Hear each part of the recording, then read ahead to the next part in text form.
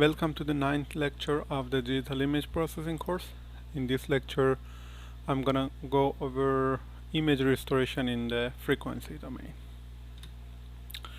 So the topics that will be covered in this lecture are periodic noise reduction using frequency domain filtering. Then I talk a little bit about linear position invariant degradations. Then estimating the degradation function. And then finally I will introduce 4 different methods to restore images that are affected by degradation. Inverse filtering, Wiener filtering, constrained least square filtering, and finally geometric mean filter. So if you remember from last time, we said that we can create a mathematical model for image degradation and restoration. So we said that image degradation is modeled as an operator H, which together with an additive noise term for an input image f of xy generates the degraded image g of x and y. So now the problem of restoration is that given g of x and y and some knowledge about the operator h and some knowledge about the additive noise term, is it possible to restore the original image from the degraded version? So in this figure you see both the degradation and restoration in the same figure. So on the left we have the degradation. We have this original image that we wanted to capture, but because of some limitations in imaging or some interference during the process of transmission, we end up with g of xy, which is a degraded version of the original image that we intended to capture. So now the question is that if we have some information about the degradation operator and the additive noise term, can we restore the original image using some restoration filters? So we said before that to model noise we need to consider some parameters that are affected by let's say the physics of the imaging sensor, for example, or the transmission of the image, or any other reason. So there are different sources of noise. They usually appear during image acquisition and or transmission. For example, in CCD cameras, light levels and sensor temperature are major factors. We can have additive noise during transmission too, mainly as the result of interference in the transmission channel. For example, in wireless transmission, lightning or other atmospheric disturbances cause noise. So last time we said that let's just only focus on an image that is only degraded by noise, and then we said that to be able to statistically model the behavior of the noise, it is best to consider each noise as having a probability distribution function. So based on this, we said that the noise component that is added to the image is an image itself with the same size as the input image, and then we can simulate noise images by generating an array whose intensity values are random variables, random numbers with a specified PDF. We saw several examples of noise PDFs. We saw Gaussian noise, Rayleigh noise, Erlang noise, exponential noise, uniform noise, and finally we saw salt and pepper noise. We said that for any noise PDF, or in general for any PDF, we can define 2 important property. One is the mean value and the other one is the variance. So since the functions, the PDFs that we are using here are defined in the continuous domain, we use the equation, the continuous version of the equations for the mean and variance. If you are working with probability density functions in the discrete domain, then you can use the summation version of these mean and variance equations. So we saw some examples of applying different types of noise to the images. On the left we have this original image that has three different intensity values, and then if we apply the Gaussian noise at any spike in the histogram of the original image, now we have a Gaussian shape. The same can be seen for the Rayleigh noise and the Erlang noise, also for the exponential noise, uniform noise, and for the salt and pepper noise.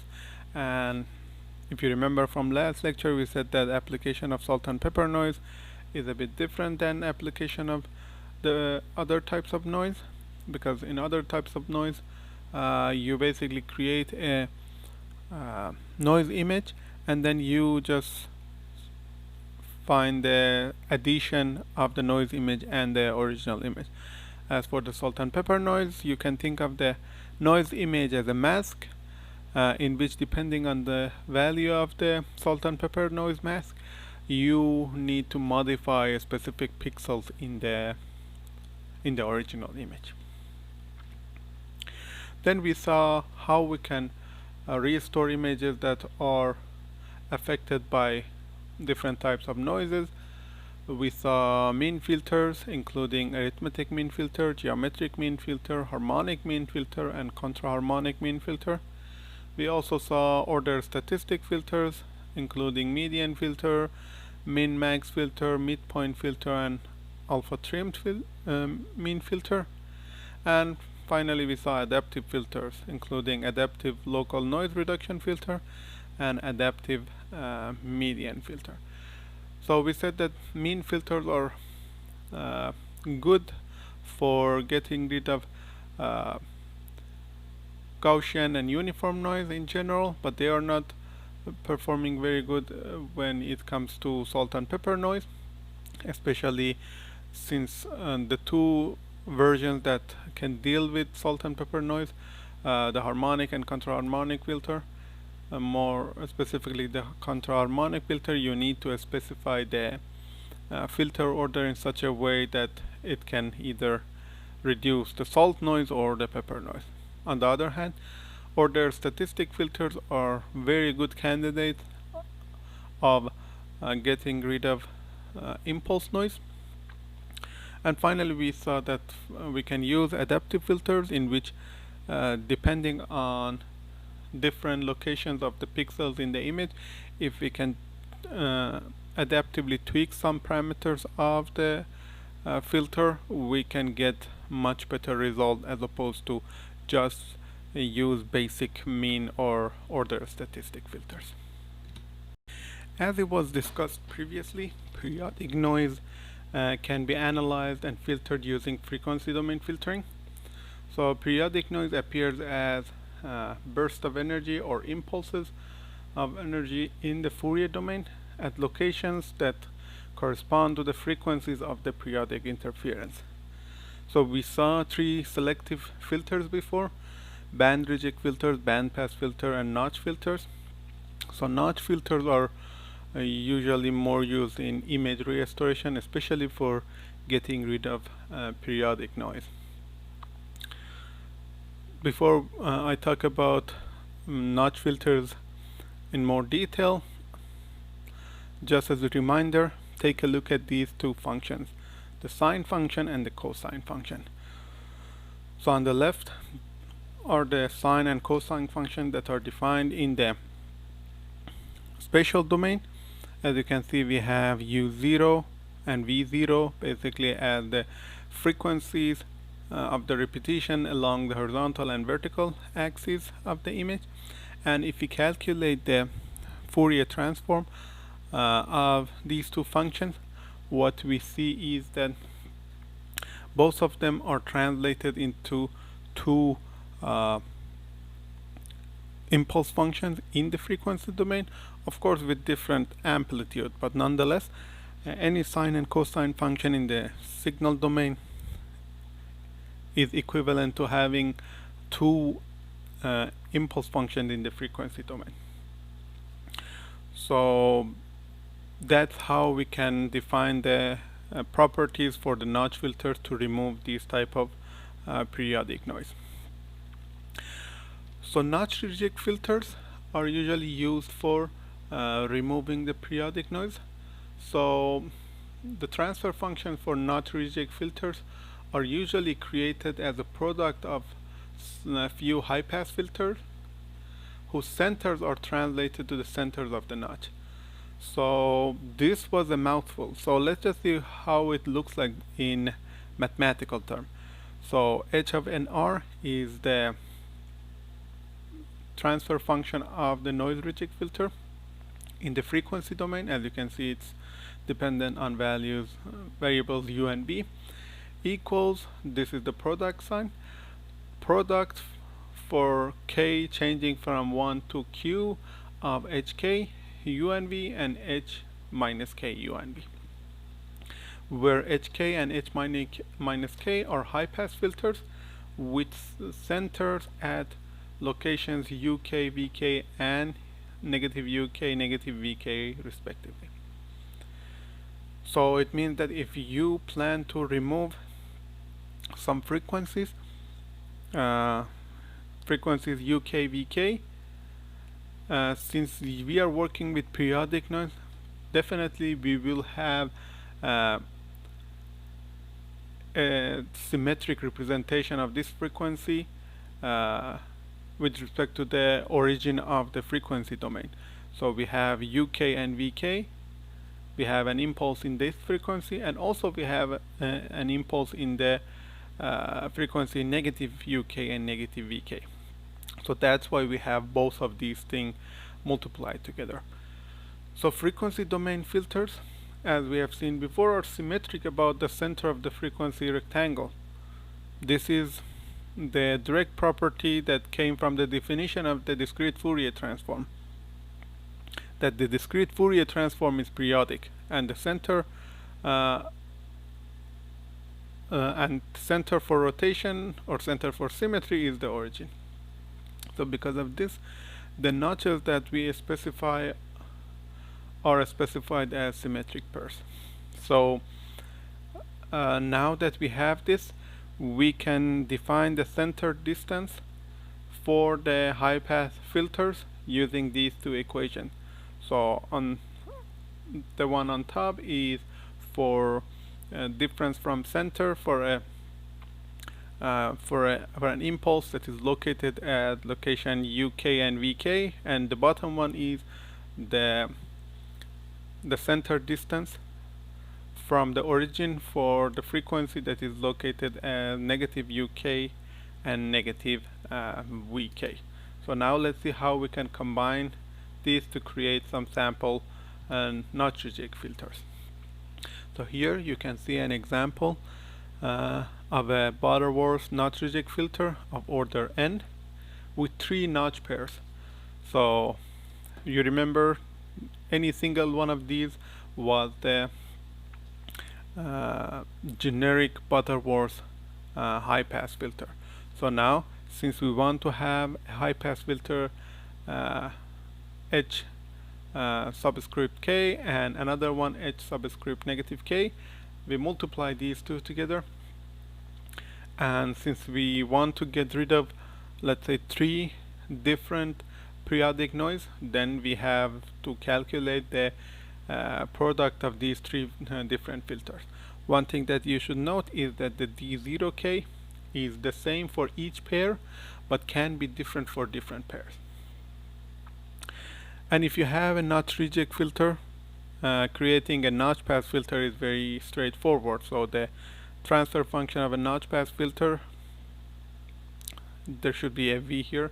So h of np of u and v equals 1 minus h of nr. So the transfer function of the notch pass filter equals 1 minus the transfer function of the notch reject filter. So here you see 3 different examples of notch reject filters. Of course, in these examples there are only one frequency component that we want to eliminate, and again, one frequency component in the spatial domain is represented as 2 impulses in the frequency domain, 2 symmetric impulses in the frequency domain, which are symmetric with respect to the origin of the frequency domain. So this is an example of an ideal notch reject filter. This is an example of a Gaussian notch reject filter, and this one is an example of a Butterworth notch reject filter. And if you remember, when we change the value of n, we can make the Butterworth filter to look more like a Gaussian or an ideal filter. So let's just see how it works in action. Again, this is an image that we have seen probably 4 or 5 times up until now. So on the top left, we have an image from the moon's surface that is corrupted by a sinusoidal interference pattern. If we want to get rid of this interference pattern in the spatial domain, we basically have to devise a filter that can be applied to the whole image.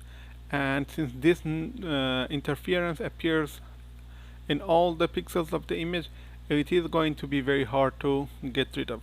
But when we convert this into a frequency domain, what we see is that this interference pattern shows itself as these two bright dots that you can see here. They are shown with these two arrows.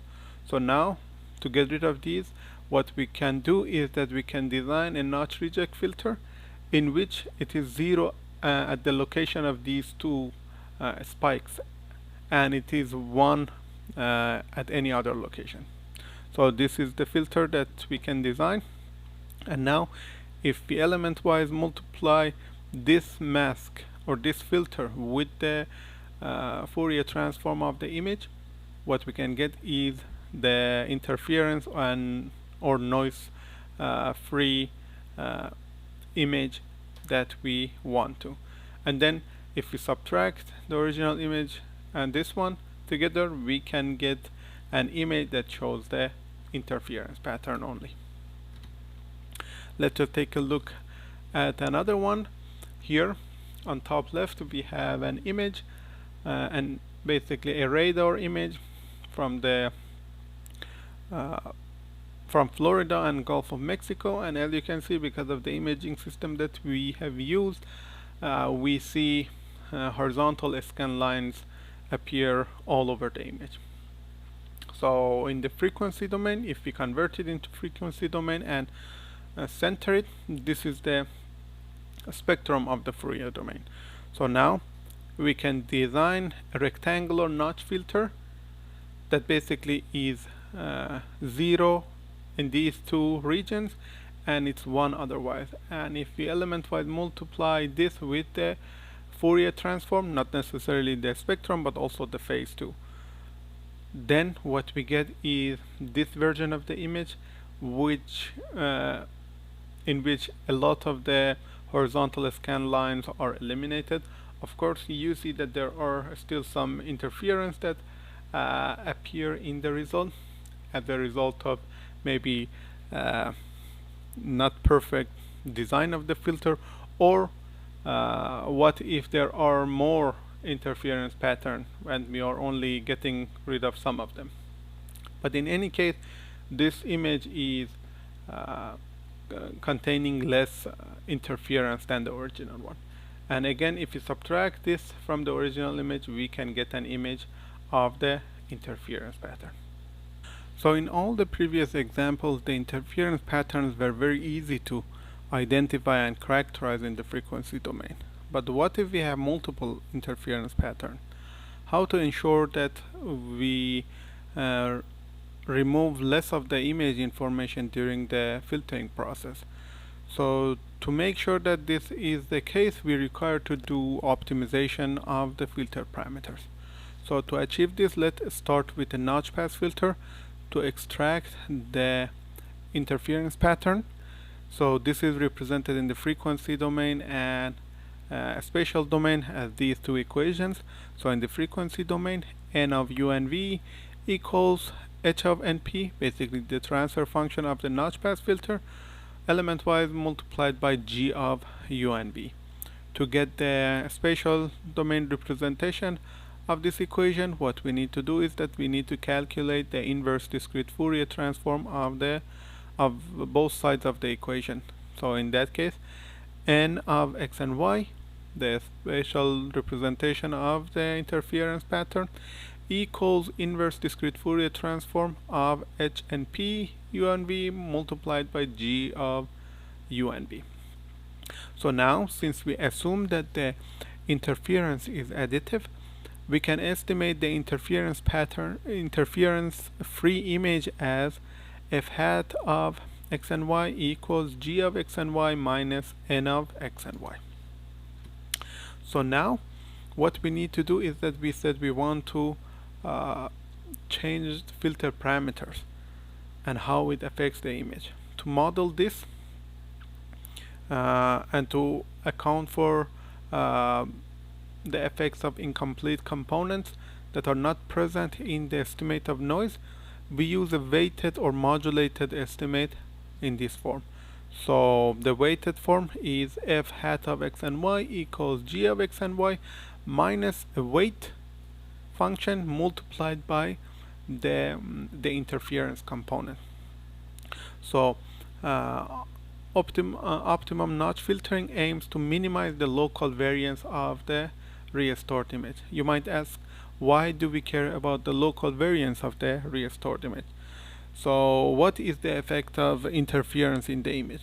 If you are in a region that is having a constant or like close to constant intensity values, because of the interference, what happens is that the variance between the intensities of the pixels in that neighborhood would definitely increase. So now we want to modify these weights in such a way that the final result has minimum local variance to basically be able to get rid of the interference better. So to do that, we make two assumptions. First, we assume a neighborhood S of xy of odd size m by n that is centered on location x and y, and also we assume that the weight in the neighborhood is constant and is the weight at the center pixel. So this is a simplifying assumption, because if we assume the weight to be changing even in the neighborhood, the equations are going to be much more complicated, which we don't want to get into. So now, based on these two assumptions, we can write the equation for the variance of the restored image at location x and y and in the neighborhood sxy by following the definition of the variance.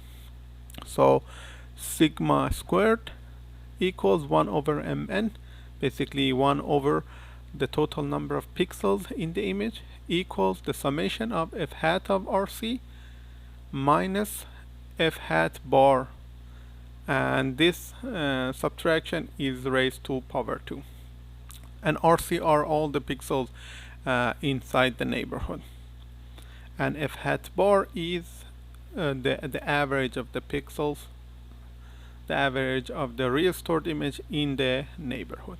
So now the only thing that we need to do is that we need to replace this equation using the equation that we had at the beginning of the slide. So f hat r and c equals g of r and c minus w x and y multiplied by n r and c. And the reason that we use w x and y and not w r and c is that we said we assume the weight is constant and it is the weight at the center pixel, right? So it's only a single value for the center pixel.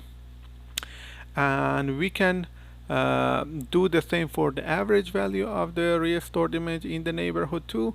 So in that case, it is going to be reduced to g bar, basically the average value of the degraded image in the neighborhood, minus wx and y. Again, this is the constant weight that is only considered for the center pixel, multiplied by n bar, which is the average of the noise component in the rectangular neighborhood that we have.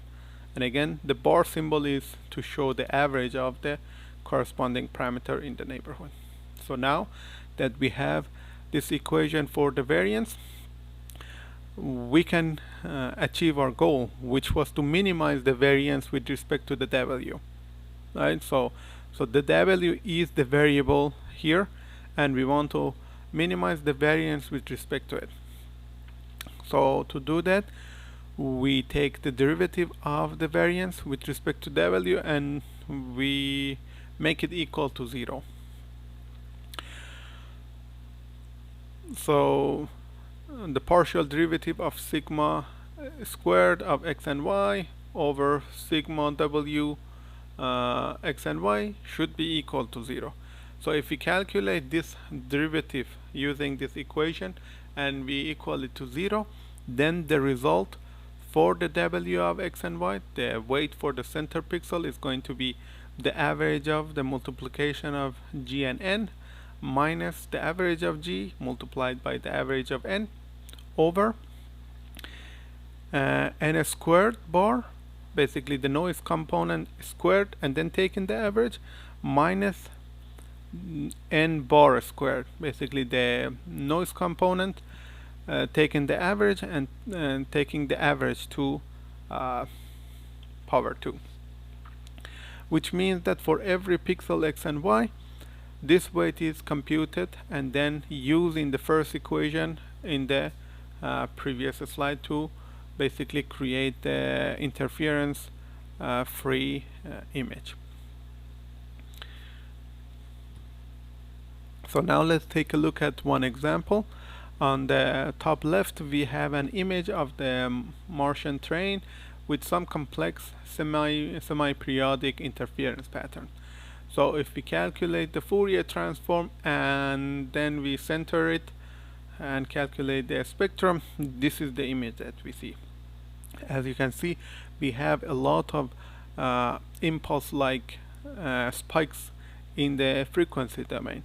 So just by taking a look at this, we cannot say, okay, which one of these is the interference, which one is part of the original data.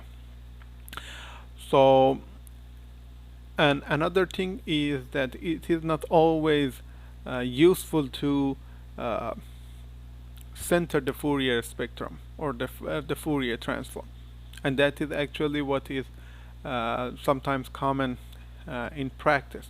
So this is the uncertain centered Fourier spectrum, and then an expert designed the Fourier spectrum of the interference to look something like this. As you can see, there are a few dots here and there that is designed or derived based on the judgment of the expert in the field.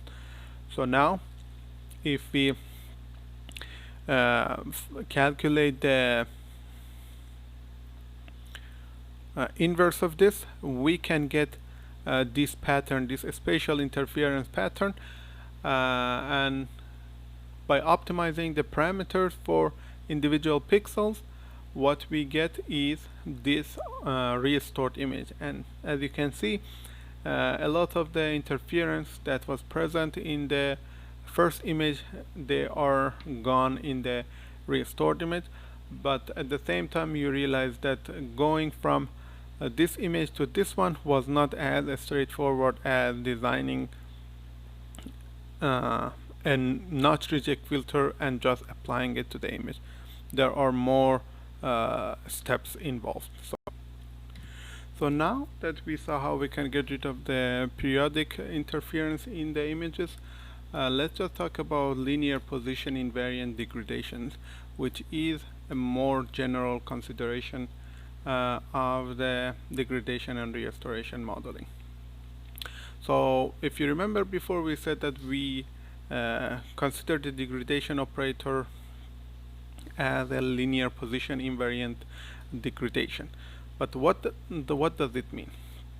So the input-output relationship for this degradation process can be shown as g of x and y equals h applied to f of x and y plus n of x and y.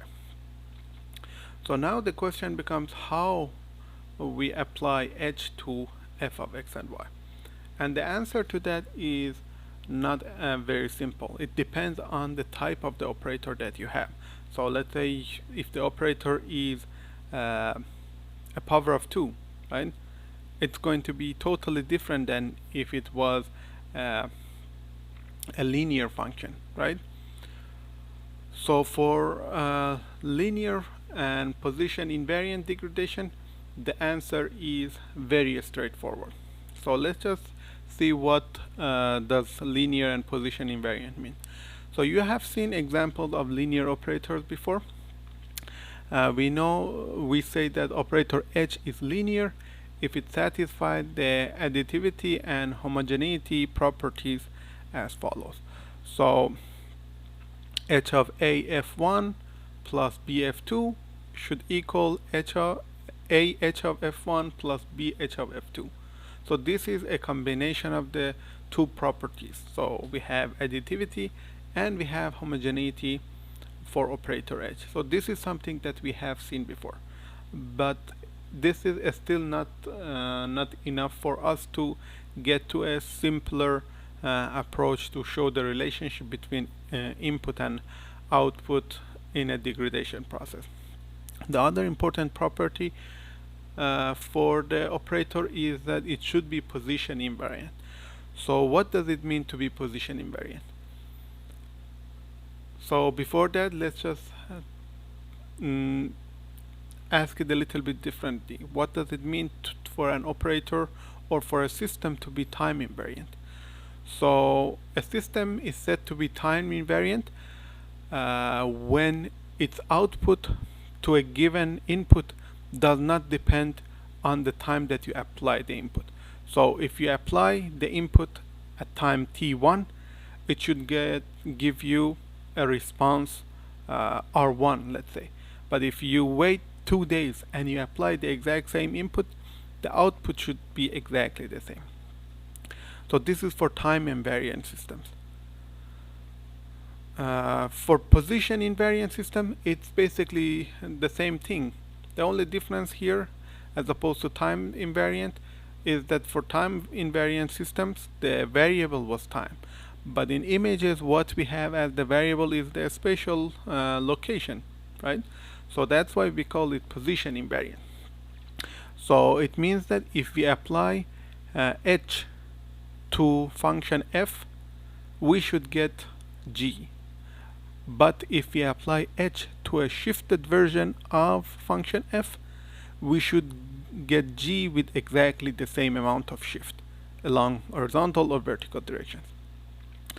So in mathematically, this is shown like this equation: h applied to f of x minus alpha and y minus beta, basically f of x and y that is shifted horizontally to location alpha and vertically to location beta, is equal to g of x minus alpha, y minus beta, basically g of x and y that is horizontally shifted to location alpha and vertically shifted to location beta. So that is what we mean by position invariant. If you shift the input, you should get a shifted output, but the form of the function should not change. So that is what is called the position invariant. So now let's say we have an operator h that is both linear and position invariant. What are the implications of such operator? So it can be proven, and it is proven in the textbook. So I highly suggest you go over the proof yourself. So it can be proven that if h is linear and position invariant, then the degradation in the spatial domain can be represented by using convolution. So this is a huge relief, because before, how h is applied to f, we had no idea.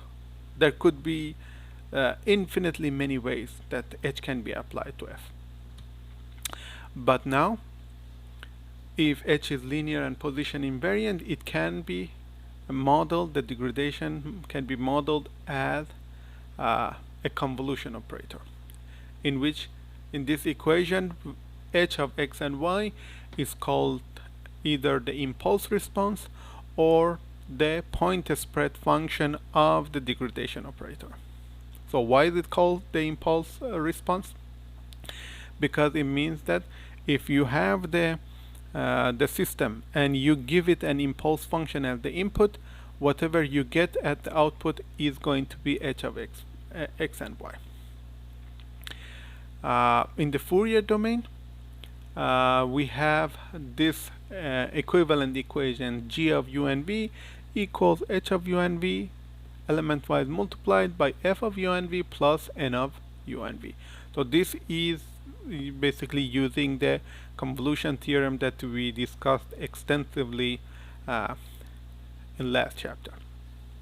So now the goal of image restoration is to estimate the degradation operator, and here for simplicity we only focus on linear position invariant degradation operators. So there are definitely other types of degradation in which they are not linear or position invariant. These are not the topics of this course. One important thing that you should know is that we don't use padding for frequency domain restorations here, because what we have here is the degraded image. Padding is only effective if they are applied to the image before degradation, which is pointless here, because if we had access to the original image beforehand, right, before degradation, then what was the point of restoration? So now let's just see how we can estimate the degradation function. Basically how we can estimate the h of x and y, or the capital H of u and v. Since the degradation is modeled as convolution, image restoration is usually called image deconvolution, basically reversing the effect of convolution. There are three ways to estimate the degradation function. One way is by observing the image. The other one is by doing experimentations, and finally we can do mathematical modeling. So there is another way for calling the image restoration. Since the process of image restoration is done by an estimated degradation function, it is also commonly called as blind deconvolution. So to see how these approaches work, let's just only focus on a model with only degradation without any noise component. So we will introduce later on how we can have both degradation and noise. But for now, let's just only focus on the cases that we have degradation without any noise. So in this case, g of u and v equals h of u and v element-wise multiplied by f of u and v. So now let's just see how we can do degradation estimation by image observation. So without any knowledge of the degradation function, we still can gather some information from the image itself. So for example, if the image is blurred, or if the image is as a result of a shake in the camera, right? So there are still some useful information in the image, even though we don't actually know what was the degradation function. So using this information, we can get a good estimate of the degradation function. For example, if the image is blurred, we can inspect a small section which contains both image features and background, right? So since the image should contain a specific features, we can say, okay, we have g of s as the observed section of the image, and we have f hat of s, x, and y as the expected restored section. So now if we can create these two values, then the transfer function of the degradation for that specific patch or a specific section of the image is going to be gs of u and v f hat s of u and v. So let's just say you are expecting to have very sharp edges in your image, but what you get is a blurred version of that. So by inspecting those sharp edges and your expectation, you can estimate how much blurring you have in in your image, and based on that you can define the degradation function. So based on the assumption of linear position invariant degradation, you can construct the function h of u and v on a larger scale that basically can be applied to the whole image, but having the basic shape as the transfer function of the degradation in a small section of the image. So that is one way of estimating the degradation function by image observation. Another way is by experimentation. So if we have access to the equipment that captured the image, or a similar equipment to one that captured the image, what we can do is that we can use that equipment to estimate the degradation function. So you might ask how. Remember that we said the degradation operator is usually called point spread function or an impulse response. So that means that using the equation that we have, if we can simulate an impulse, basically a bright dot of light, and we pass it to the equipment and we image it, then what we get at the output is going to be the impulse response or the representation of the degradation operator. So mathematically speaking, this can be shown using this equation: h of u and v equals g of u and v over a, in which a is a constant and is the Fourier transform of an impulse with strength a, and g of u and v is basically the result of the application or the passing of this impulse function to the equipment. So let's just take a look at one example. Here on the left, we want to basically estimate the degradation of an operator that blurs the image. So on the left we have an impulse of light, and on the right we have the degraded impulse. So since this impulse in the frequency domain is a constant value, if we calculate the frequency domain of this response and then we calculate this division, what we have is a good estimate of the degradation function. The third way for estimating the degradation function is by mathematical modeling. So for estimation by mathematical modeling, we take into account the physical properties of the degradation operator. For example, when you capture aerial images, you can use physical characteristics of the air turbulence, and based on that you can estimate the degradation in aerial photos. So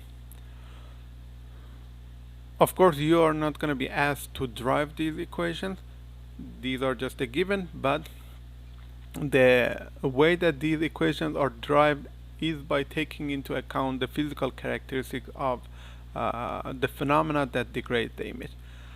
So this degradation function, if you look closely, it's h of u and v equals e to the negative k u squared plus v squared to the power 5 over 6, in which k is a constant that depends on the nature of the turbulence.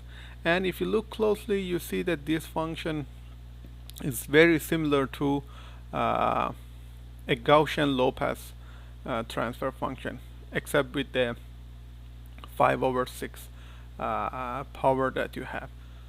But overall it is a Gaussian function. So, and we already seen before that the Gaussian function, it is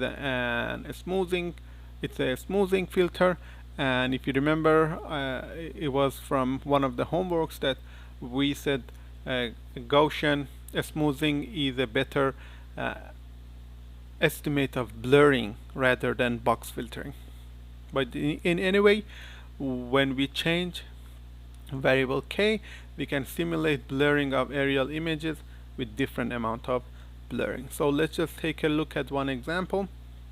On the top left corner, we have an aerial image without any visible turbulence or blurring. On the top right corner, you see severe turbulence as a result of having a value for k of 0.225.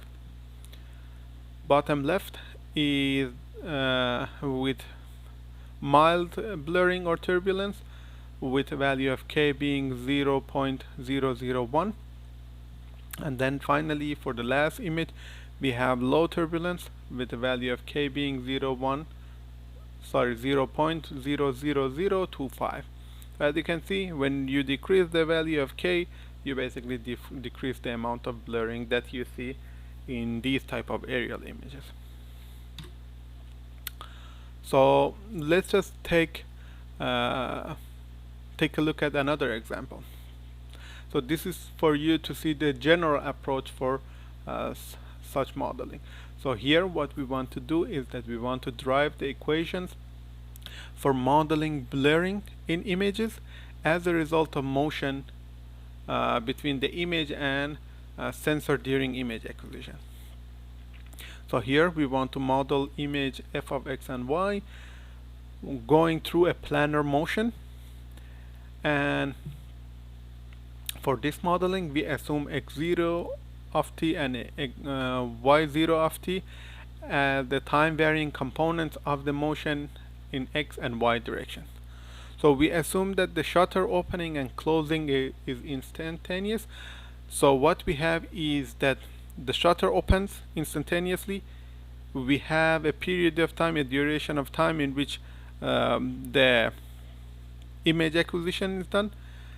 During that time we have motion, and then finally the shutter closes. Again, the shutter closing happens instantaneously, but between these two we have a duration t in which we call it duration of the exposure.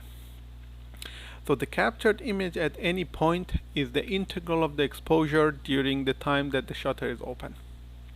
So if capital T is the duration of the exposure, we can write the equation for the captured image like this. So g of x and y equals the integral from 0 to t, so the integral is calculated over time, of f of x minus x0 t and y minus y0 t dt.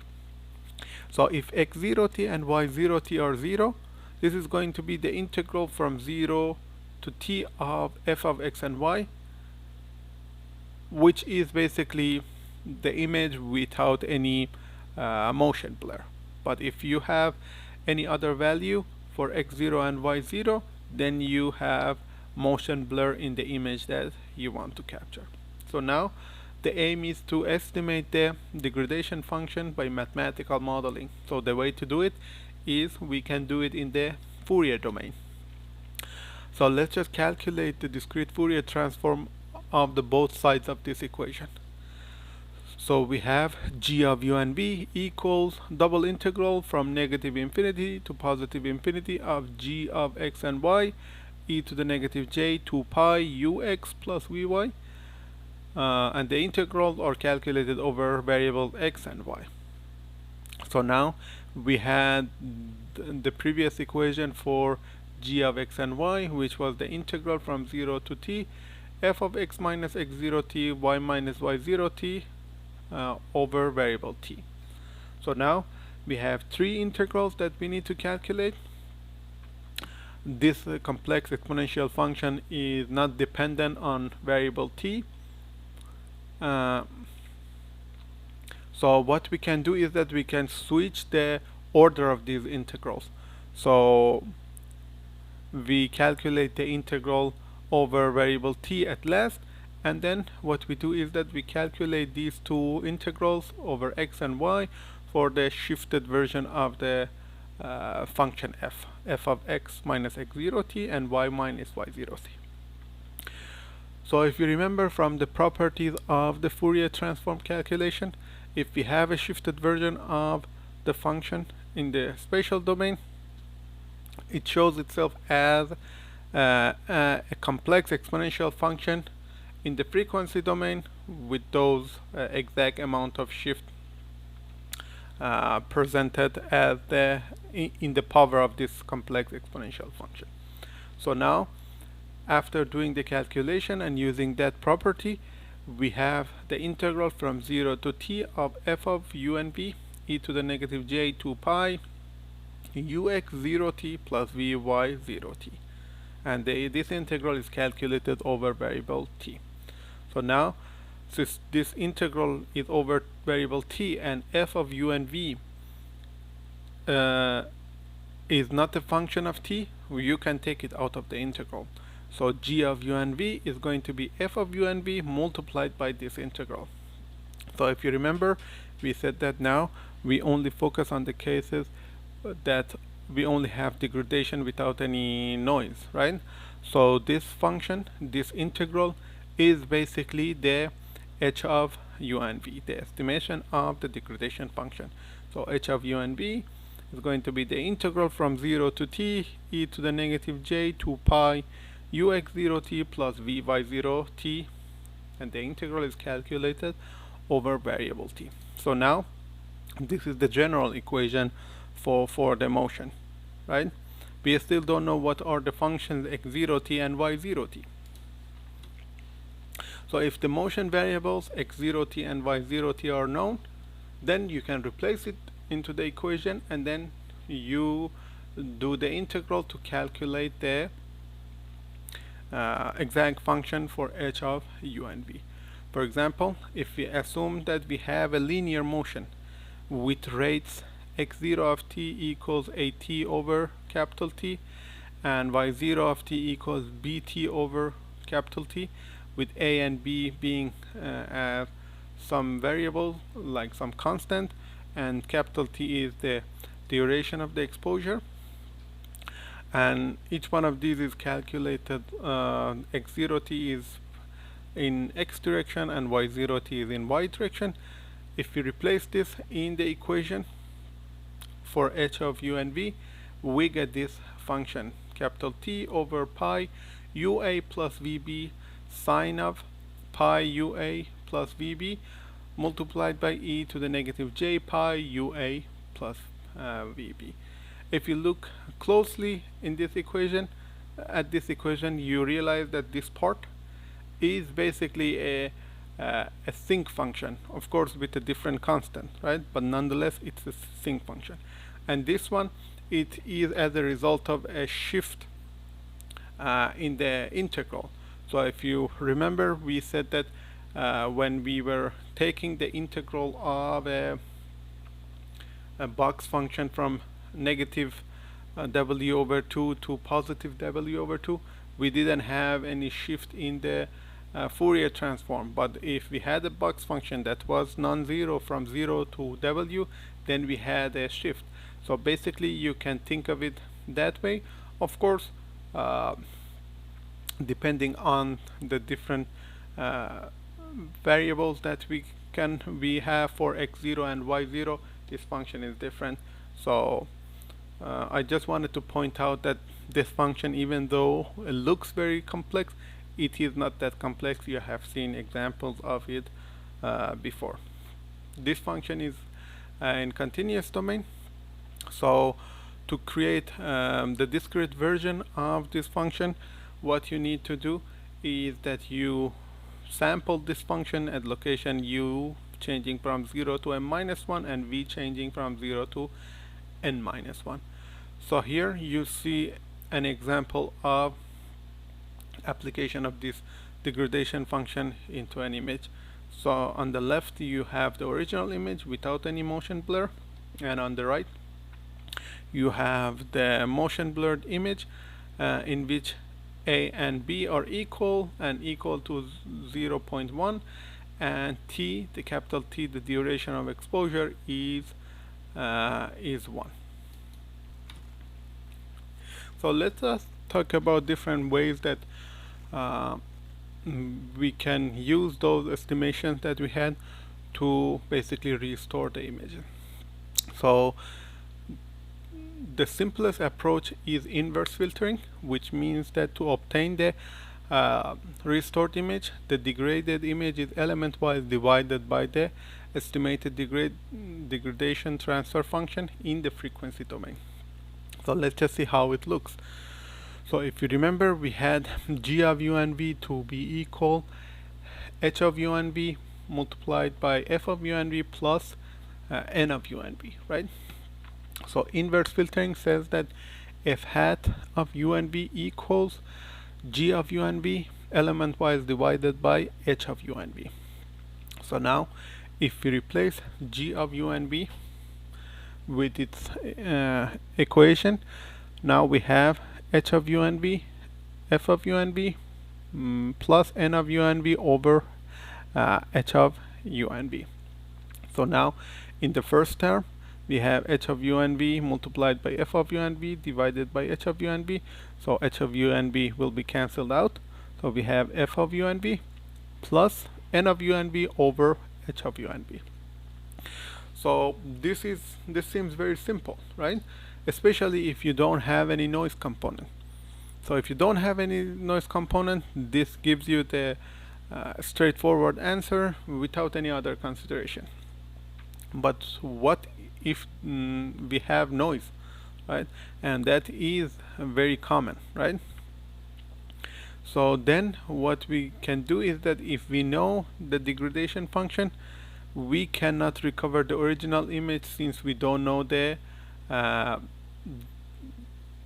Fourier transform of the noise component, right? We may know some properties of the noise component, but we don't know the exact noise component. Also, if the degradation function has 0 or small values, then the ratio n of u and v over h of u and v will dominate the term f of u and v, right? So these are the problems with inverse filtering. So let's just take a look at one example. So on the top left we have we plan to restore an image that we saw before, a blurred aerial image, but what we do here is that we just simply calculate the inverse Fourier transform.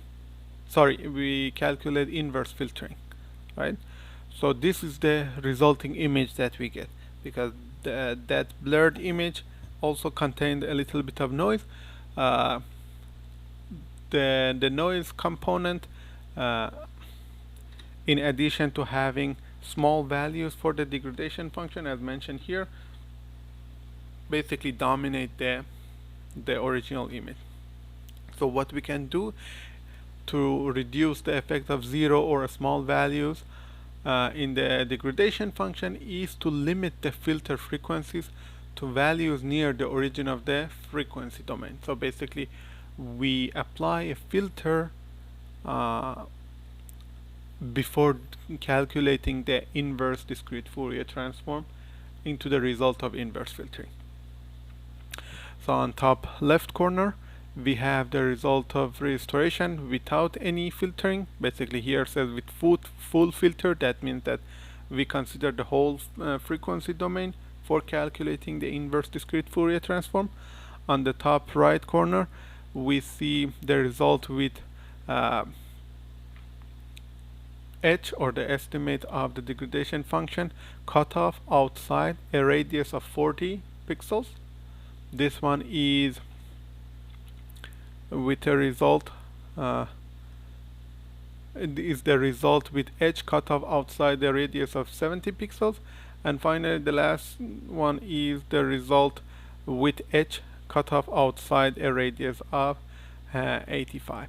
So there is a sweet spot that you can choose to basically make sure that the result of inverse filtering is good, right? So basically if you increase this the last cutoff frequency, you basically get the image on top left corner. But in any case, inverse filtering is a very straightforward and direct way for the image restoration, and because of that, since there is no optimization, you need to do manual change of parameters or manual filtering to get the result that you want.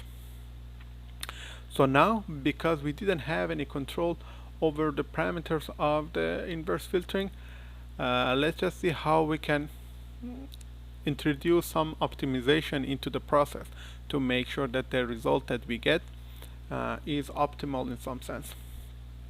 So as I said, the inverse filtering approach does not have any explicit consideration for the noise in the process of restoration, right?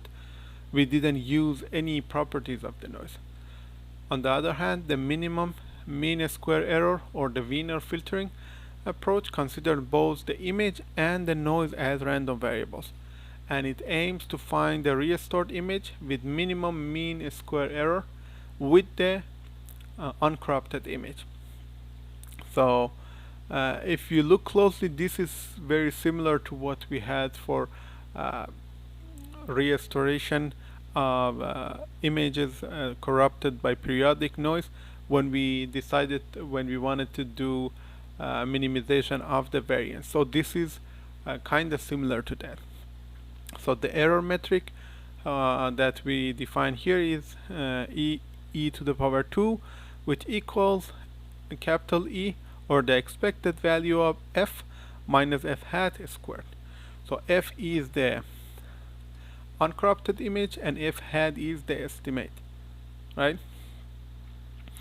So from the beginning you see that, okay, so to have a good estimate we need to have the original image, right? So that kind of defeats the purpose. But these are the initial steps to derive the final equation. So the noise and image are assumed uncorrelated, and either one of them has zero mean. Usually the noise component is considered to have zero mean, and the intensity levels in the estimate are a linear function of the levels in the degraded image. So these are the assumptions that we have for devising the Wiener filtering. So now if we put all these assumptions together, you see this scary equation. Of course you are not going to be asked to derive this, right? Because there are more steps in driving this equation, which is basically beyond the scope of this course. Just take this equation from me and then try to understand it as best as possible. So considering all these assumptions, the restored image can be represented in the following form. So as you can see, we have H star, which is basically the conjugate complex conjugate version of the H. We have SF, we have Sn, which you don't know what they are. So H star is the complex conjugate of H of U and V. Absolute value of H squared is basically the multiplication, element-wise multiplication of H star and H, or in another word, this is the spectrum of the it is the power, I believe, of the degradation function in the frequency domain. Sn is the power spectrum of the noise, and Sf is the power spectrum of the undegraded image. So you see we have these three components. One is the power spectrum of the degradation function, power spectrum of the noise, and power spectrum of the undegraded image, right? So now considering this, it is a bit more easier to understand this equation. So let's just say we have a f hat of u and v, and let's just consider the final result. So if I consider basically put this one, do the multiplication and put it here, f hat of u and v equals g of u and v divided by h of u and v, right? So if I go back a little bit, f hat of u and v equals g of u and v divided by h of u and v, right? So as you can see, this part is basically the inverse filtering itself, but we have this additional term that is going to be multiplied with the inverse filtering. So in some sense this is an additional transfer function that can act as a filter on the inverse filtering, right? But since this equation is derived based on some optimization, you can say that the result of that optimization is basically to control how this filtering is performed. So if the noise is zero, the Wiener filtering reduces to simple inverse filtering. So if the noise is zero, basically means that the power of the noise in the frequency domain is going to be zero, then Sn over Sf is zero, then h squared over h squared is going to be 1, and f hat is going to be reduced to g over h, right? But that is probably not the case, right? Because as we said before, if the noise was zero, inverse filtering was the perfect choice.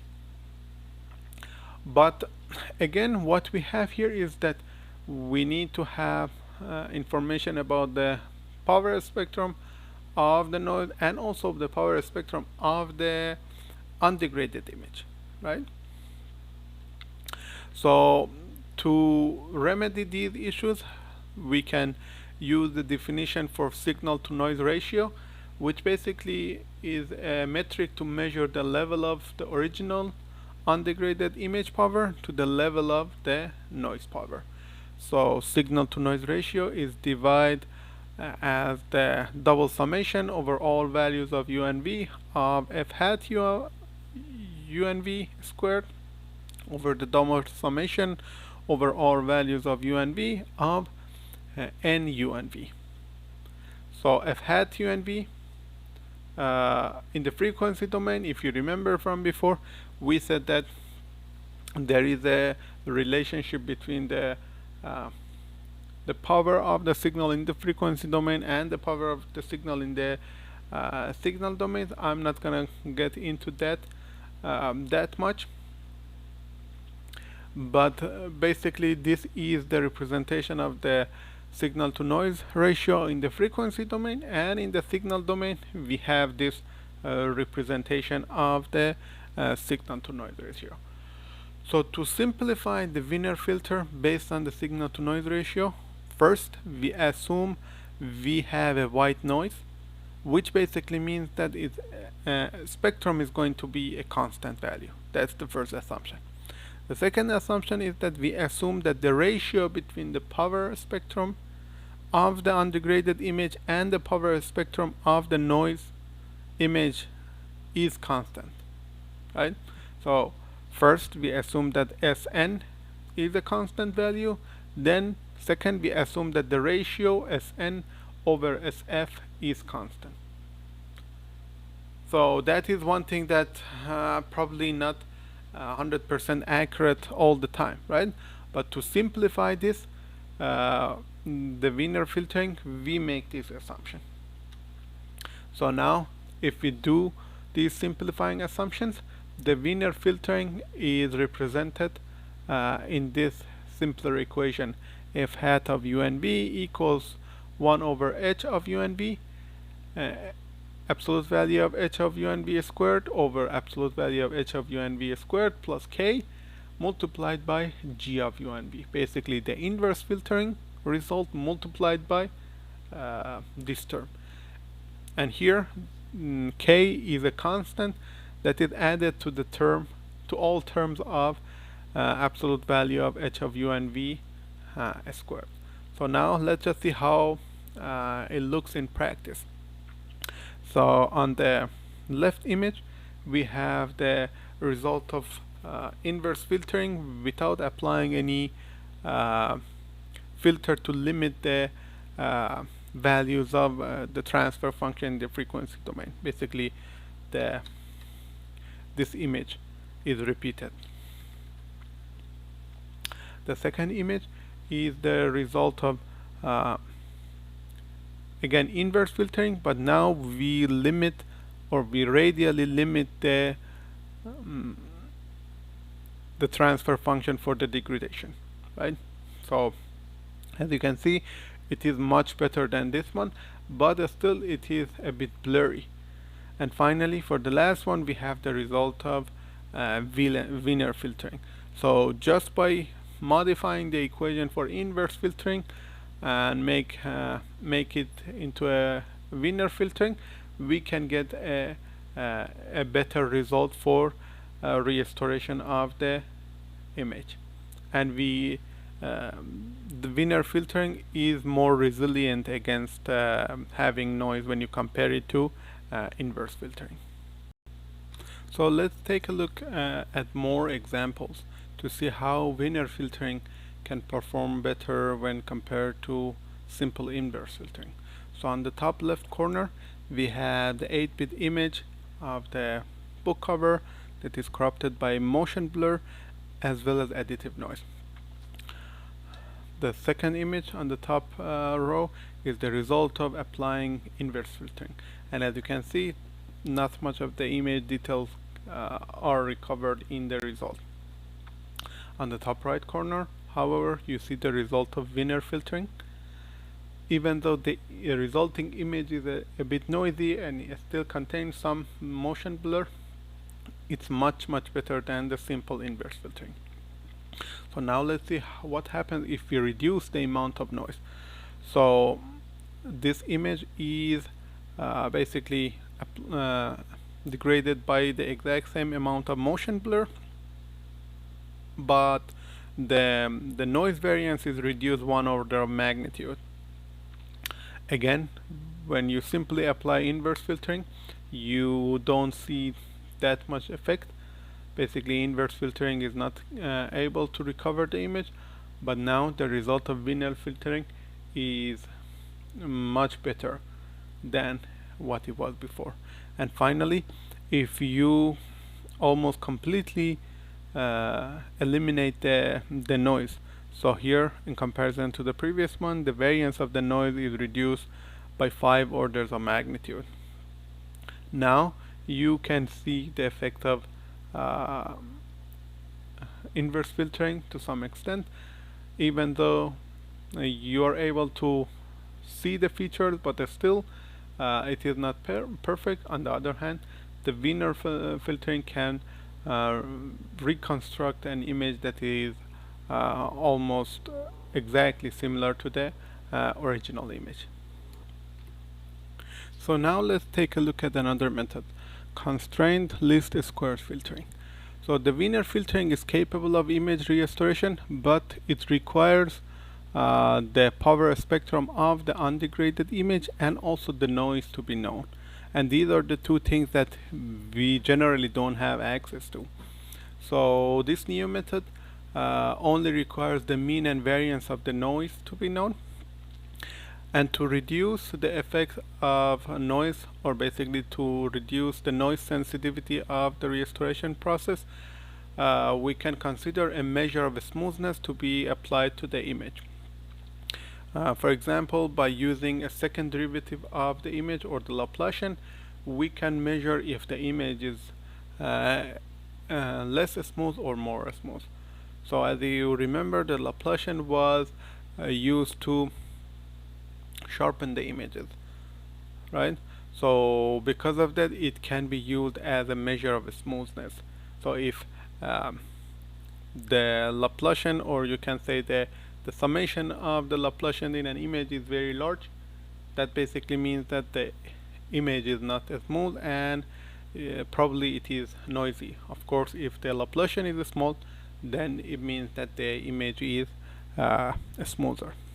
So in the frequency domain, the solution for this approach can be shown like this. So f hat of u and v equals h star of u and v, the complex conjugate of h of u and v, divided by the absolute value of h of u and v squared plus this parameter gamma multiplied by p of u and v, basically the absolute value of p of u and v squared multiplied by g of u and v.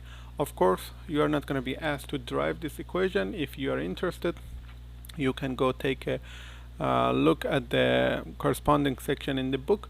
In terms of implementation, the implementation is very similar to the implementation of the Wiener filtering in the frequency domain. but the way to drive it, it's a bit more, probably more or less involved. So as we said, the gamma is an adjustable parameter, and P of u and v is the Fourier transform of the function that is shown here. P of x and y is a 3 by 3 matrix that is basically the Laplacian kernel, one of the Laplacian kernels that we had. So now let's see how this thing can be implemented in practice and how the results look like.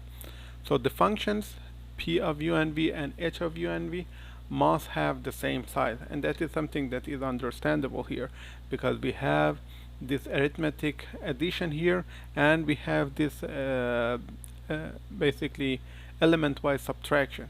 So they need to be exactly of the same size, otherwise this doesn't make any sense. So if h is m by n, then p of x and y should be embedded in the center of an m by n arrays of zeros, right? So p of x and y by itself is 3 by 3, right? So if you want to create a Fourier transform with size m by n, that means that the p of x and y should also be m by n. So what you need to do is that you embed this, or you zero pad this along all directions to make its size m by n. So to preserve the even symmetry of p of x and y, m and n must be even integers. So it means that if the given degraded image is not of even dimensions, then a row and or column must be removed before computing h.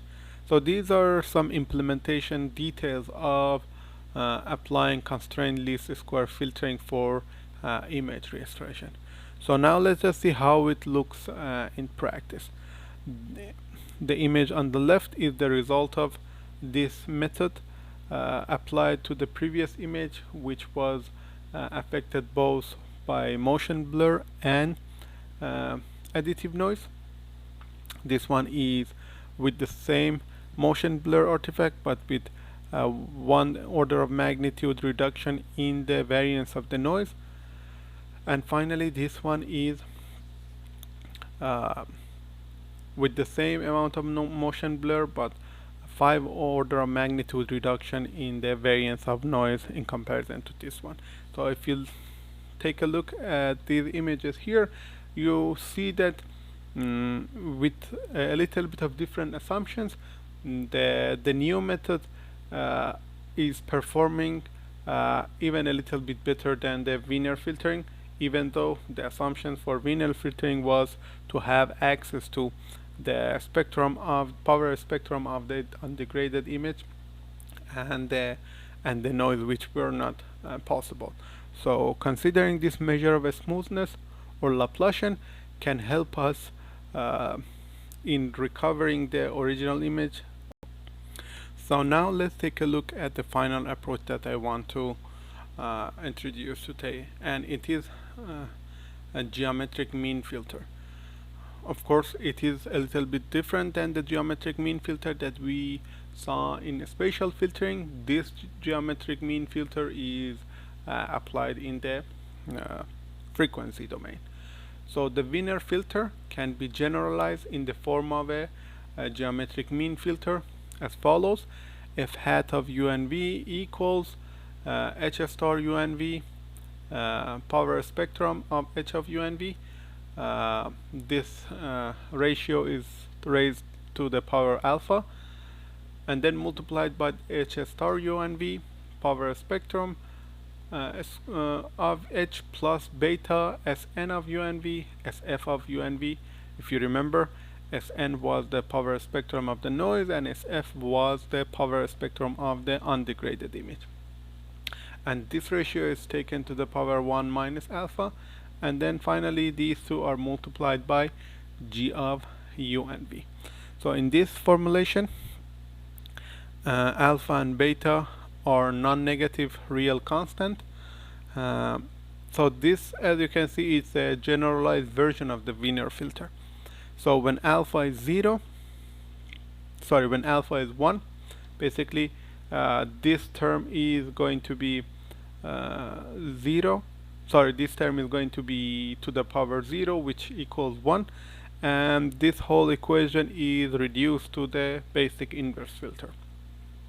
When alpha is 0, the filter becomes what is known as a parametric Wiener filter, which reduces to a standard Wiener filter when beta is 1, and when alpha equals 1 over 2 and beta equals 1, the filter is called a spectrum equalization filter. The geometric mean filter is usually useful in image restoration since it represents a family of filters in a single expression. Of course, just like we did with Wiener filtering, it is usually very common to consider the power spectrum of the noise to be a constant, and also the power spectrum of the noise over power spectrum of the undegraded image to be also a constant too. So if we do that, then we end up with an equation with 3 parameters: alpha, beta, and k. So changing these variables basically can give us different results. So by this, I'm gonna finish up the topic of this chapter, image restoration. We saw several examples of image restoration techniques both in the spatial domain and in the frequency domain. What comes next is fundamentals of image segmentation, different methods for point detection, line detection, edge detection, and then finally I will go over techniques for image thresholding.